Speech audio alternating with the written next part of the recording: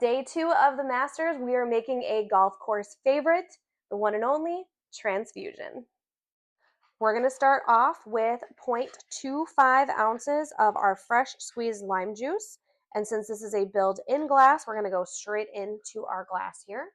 There's all my nonsense. My goodness. All right. Then we have 1.25 ounces of our grape juice, if I could get it to come out.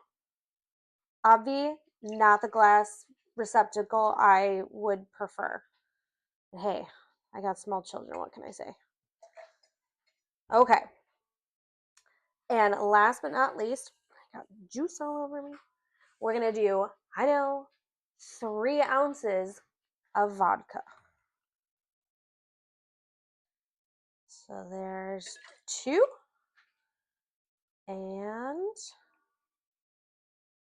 3. And then we are going to put a bunch of ice into our glass here. We're going to see if this truly has the healing properties.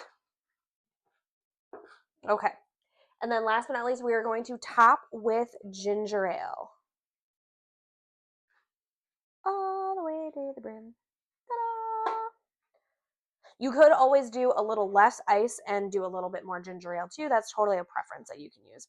And then it says garnishes at will. So I am going to use, if I can get it to cooperate, I'm going to use a lime wedge because I can. All right. There we have it. The Transfusion. Not gonna lie, I've never had this one. As many times as I've been on the golf course, I've never had a Transfusion. So today, ladies and gentlemen. I want to mix it. There's the vodka.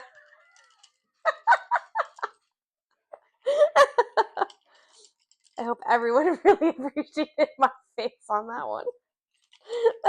I scared everyone.